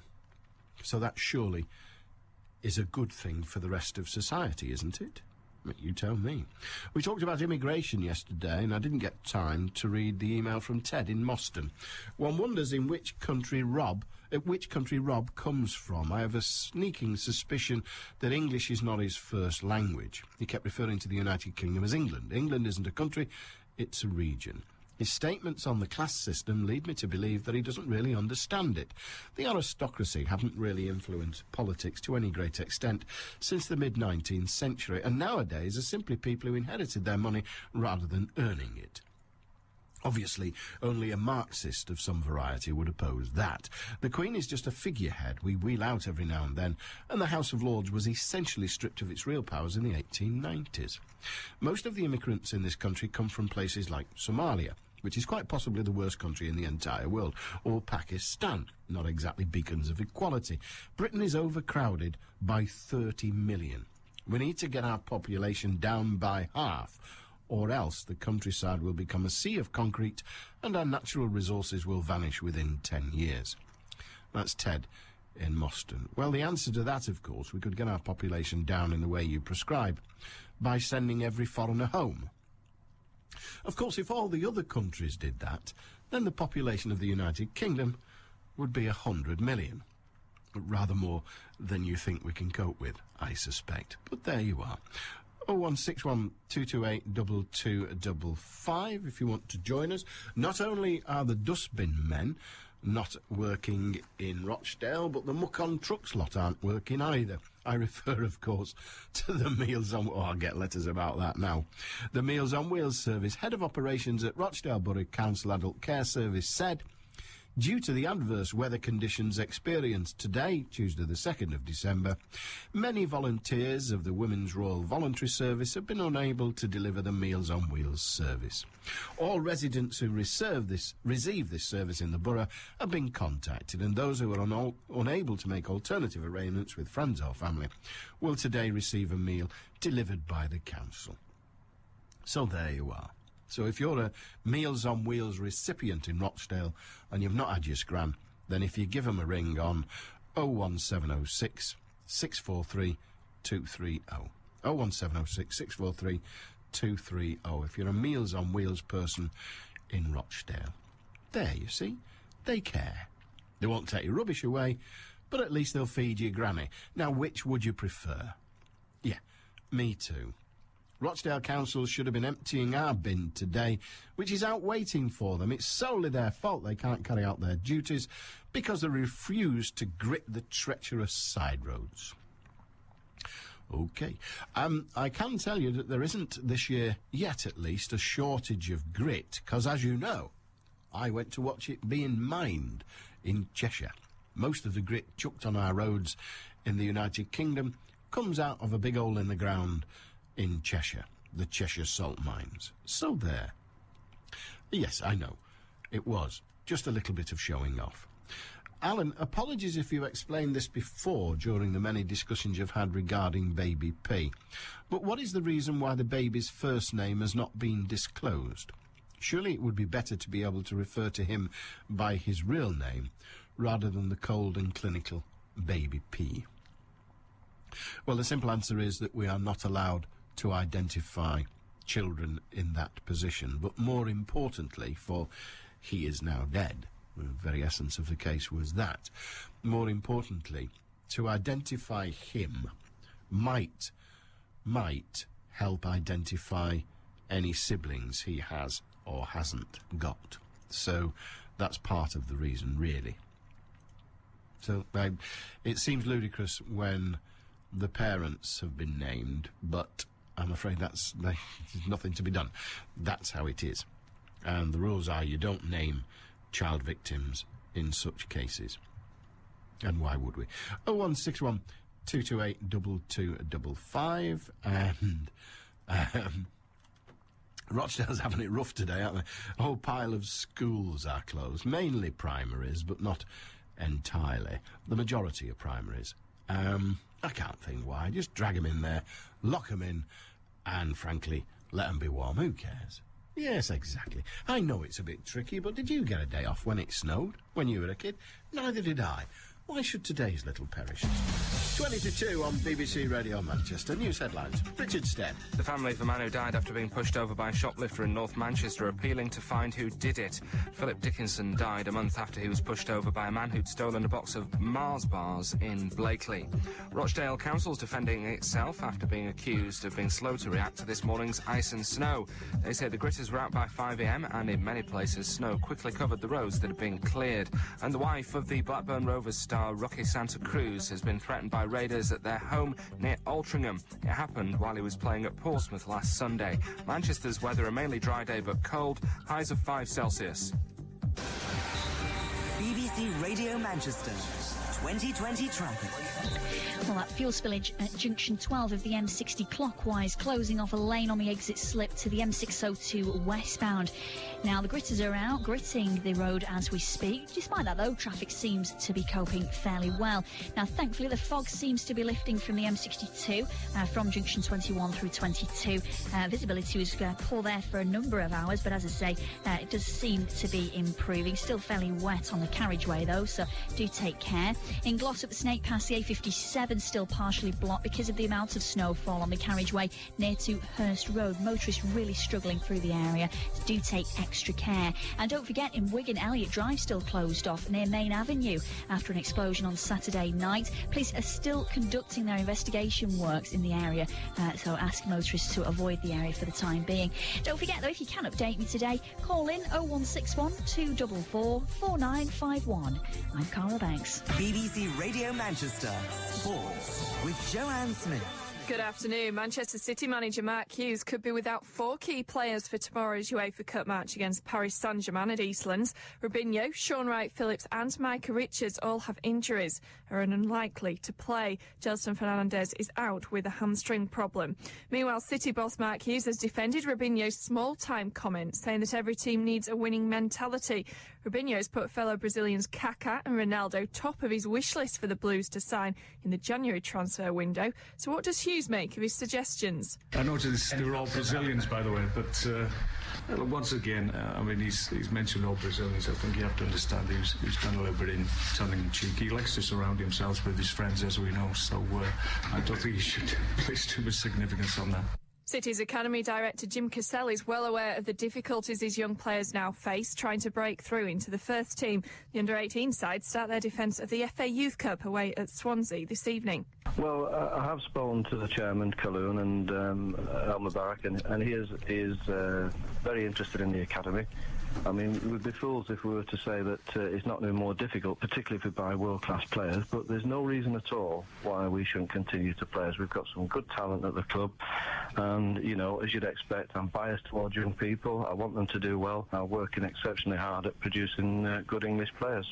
We'll have coverage of City's Youth Cup match at Swansea here on BBC Radio Manchester from 7 o'clock tonight. Cristiano Ronaldo says being voted European Footballer of the Year is one of the most beautiful days of his life. as it's something he's dreamt of as a child. Manchester United winger finished ahead of Barcelona's Lionel Messi and Liverpool striker Fernando Torres. Ajax have confirmed they've opened talks with Real Madrid over the sale of reported Manchester City and United target Klaas-Jan Huntelaar. Former United and Celtic striker Henrik Larsson is considering a return to the Premier League. He's reportedly been targeted by Everton. The 37-year-old Swede is a free agent after his deal with Helsingborgs came to an end. Oldham Athletic have cancelled the registration of young midfielder Aaron Chalmers. The 17-year-old leaves the Latics because of a breach of club discipline. Macclesfield are at League Two table toppers Wickham this evening. The Silkmen are at full strength for the clash at Adams Park. We'll keep you up to date in Reloaded from 7 o'clock. Former ECB chairman Lord Maclaurin insists the situation in India is so serious that England shouldn't return to play the Test series there later this month. He says the country isn't safe and the team aren't prepared. The players are not prepared now. You could see what happened when they went out and played in the Stamford situation. They weren't prepared for that. I'm not sure they were properly prepared for the one-dayers in India, and we're probably going back with half a team. I think it makes a bit of a mockery of Test cricket. Meanwhile, the Pakistan Cricket Board has dismissed reports suggesting the 2011 World Cup could be moved away from the subcontinent following the terror attacks in Mumbai. Three of Britain's Olympic boxing team have this morning announced they're to turn professional. Gold medalist James DeGale has signed to work with Frank Warren, alongside Billy Joe Saunders and Frankie Gavin, who never fought in Beijing, of course, after failing to make the weight. Well, DeGale says he was tempted to wait until the 2012 Olympics. Deep in my heart, I really wanted to, but there was just a touch in me saying, stay for 2012, stay for 2012. But ever since I was 10, watching the Prince Naseem movies, videos, and watching him fight, that's all I wanted to do, is fight as a professional. So with no head guard, no top, and the smaller gloves, I'm going to love it. England's Director of Elite Rugby, Rob Andrews, says there are no plans to change the coaching setup in the wake of England's 3 defeats in the autumn internationals. Forwards coach John Wells and kicking coach John Callard had faced mounting criticism. And the miserable run enjoyed by Cheltenham Go Cup winning jockey Sam Thomas has continued. The Welshman's lost the ride on champion chaser Masterminded, who will now be partnered by Tony McCoy in Saturday's Tingle Creek Chase at Sandown.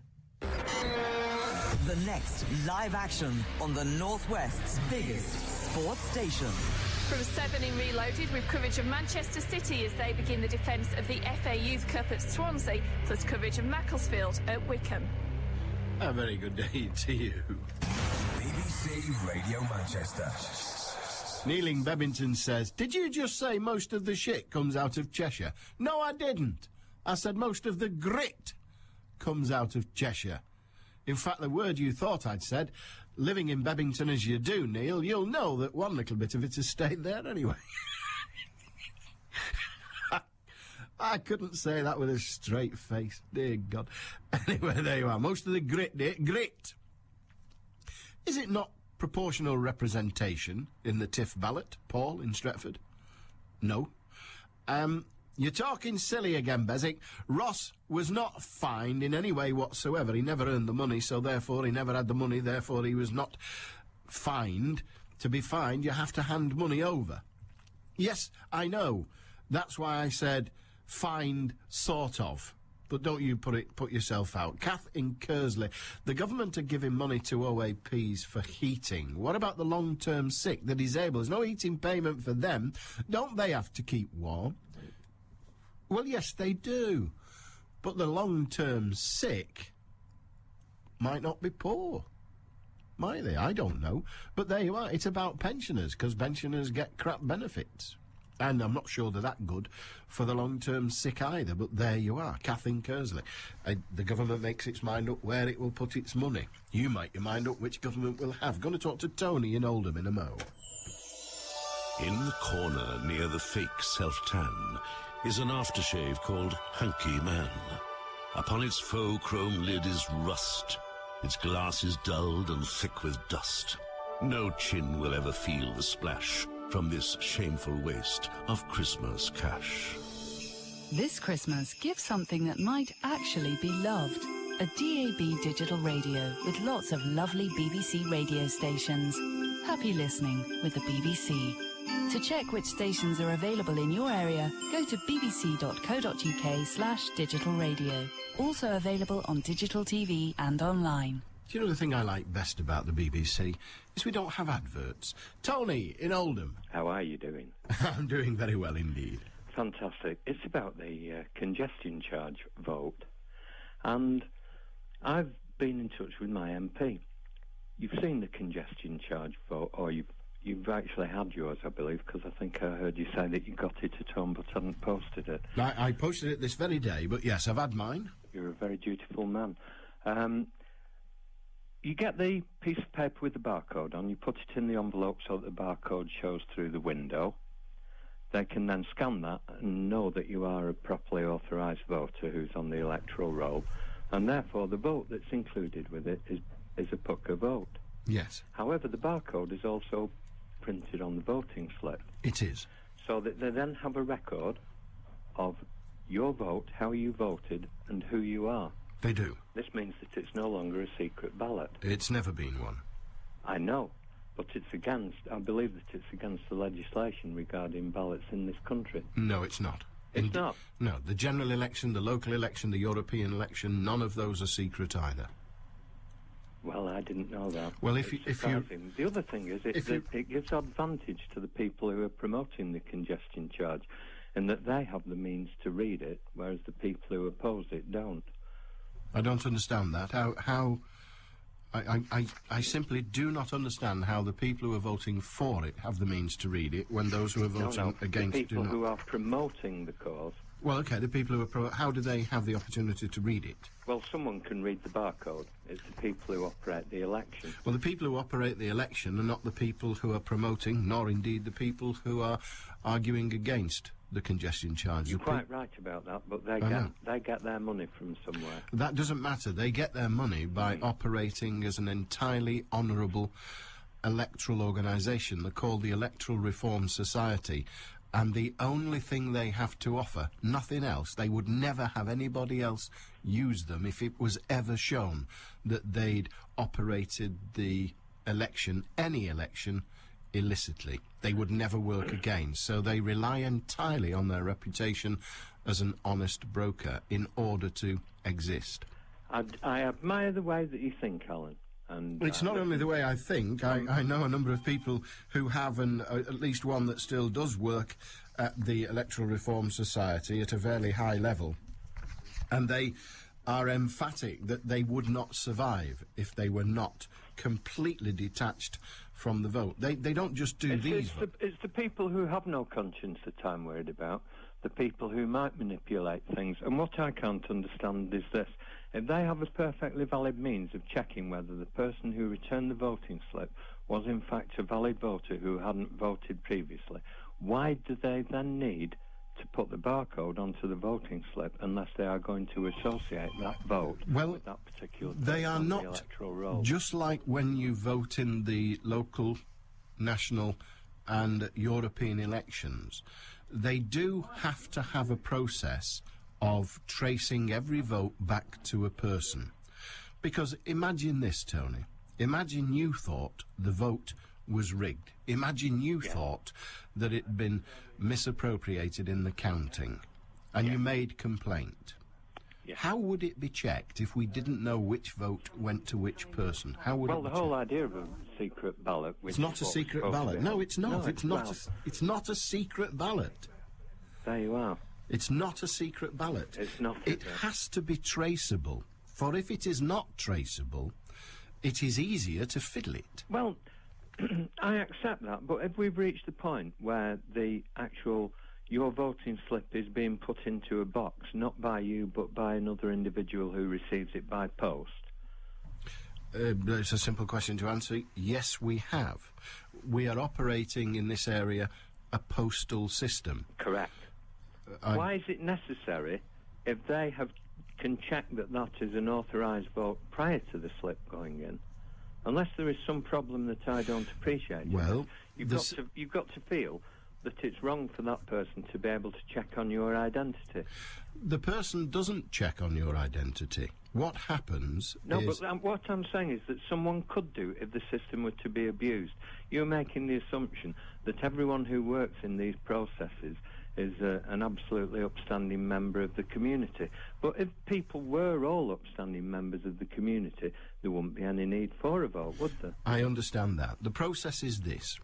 You have 2 envelopes, as you know. Yes. One of them, and you also have a signature slip. Yes. So what happens is the vote arrives at the Electoral Reform Society. Yes. The first envelope is opened. Yes. That individual who opens that envelope Yes. checks that the 2 barcodes correspond Yes. and that the slip of paper is a signature. They don't know whether it's yours. They've no way at this stage of checking that. But they... At that point, though, they can see your voting No, slip. they can't. Well, it's in the same envelope. No, it isn't. No, it It's isn't. not in the brown envelope. Listen to me. There are 2 envelopes. There are indeed, yes. One of them, you put into the envelope Yes. with the barcode showing, and you seal the envelope. Correct. Anyone looking at that envelope without opening it cannot know which way you voted. Correct. Right. So, the envelope, the big envelope, with 2 articles in it, one a sealed envelope with a barcode on show, and the other a signed declaration that this is you voting, arrives. Yes. They match the 2 barcodes without opening the smaller envelope. Yes. They check that the authorization, for want of a better term, has been signed. Yes. The sealed envelope is then passed to another part of the building, Yes. where it is opened and the vote counted. Those 2 people are not in the same room. I can't remember filling mine in now, but isn't it the case that the bit with the barcode in that isn't your voting slip goes in the sealed envelope? No, the voting slip with your cross on it Yes. and the barcode goes in a sealed envelope. The right to vote, the authorization slip with your signature on it, goes outside of that envelope, and then those two things together are put in the larger envelope. So the large envelope is opened, the 2 barcodes are matched without opening the second envelope. The signature, or the document is checked for a signature. If everything is valid at that stage, the smaller envelope is passed unopened to a different part of the building. And it's actually passed to 10 different parts of the building because there are 10 votes. It is then opened by another individual and registered as a vote. In that case, can you explain why you would need the first part of it? If your barcode is on your voting slip, You need the first part. Why do you need? You why need, do you need I- 2 I'll, things? I'll answer you. And We've why not a one lot of time. In We've not a lot of time. I'll answer you, Tony. We've not, Tony. I'll answer your question. We've not a lot of time. I understand your question. Why do we need 2 barcodes? We need 2 barcodes so that someone can check that it is a prima facie legitimate vote, and that someone is not able to know what vote was cast. So one person says, yes, this is a valid vote. Another person then checks which way the vote went. Well, I understand you, but I do believe that the thing is open to abuse, so we'll have I've never met anything on the planet that we inhabit that isn't open to abuse. All you can ever do There's a difference between in an accepting election... that. There's a difference between accepting that things may be open to abuse and designing things that can deliberately be abused by... Indeed so. But I've got to do this. I've got to ask you the simple question. How many votes do you think the person who you're wise not to trust, how many votes do you think they'd have to fiddle to sway the election? And how would they know? Well, it isn't about... I'm not saying that they're going to fiddle the entire election. What I'm going to say is that the people who are organising the election clearly have the wherewithal to No, they do not. anyone who is No, they don't. No, they don't, because they are... do, because it's on Listen your to me. your barcode, Listen to it's me. on your Listen to me. Listen to me. They are not allowed to know. In fact, if anyone decides that they want to link the 2 barcodes again afterwards to say which way Allan Beswick voted, they have to get an instruction in advance from a magistrate. They don't have to link the 2. It's already on your ballot slip. They don't have to be linked at all. Tony, I admire your cynicism. I'm going now. Good. I admire your cynicism. I wish it was matched by your reason. But thank you very much. Okay. Have a good day. Bye-bye. 0161 228 2255. There's nothing wrong with cynicism, except an inability to say it. There's nothing wrong with cynicism. Do businesses get a vote, Alan? No. 0161 228 2255. You want to book a call for tomorrow, you're more than welcome. You can have your say tomorrow. Indeed, you can text and email and all of that. That's a 24-hour-a-day process. Ah, dear, dear me. So let me get this clear. An unresourced police service can't prevent many crimes, so we'll leave them vastly under-resourced and pay addicts unemployment benefit and disability allowance because of their addiction and give them free heroin to stop them robbing us. Madness. There's nothing wrong with madness. They were quite a good band. Baggy trousers, baggy trousers. I'll see you tomorrow. Now, try not to sing. Bye-bye now. It'll be another cold morning. And we want you to be our eyes and ears. To find out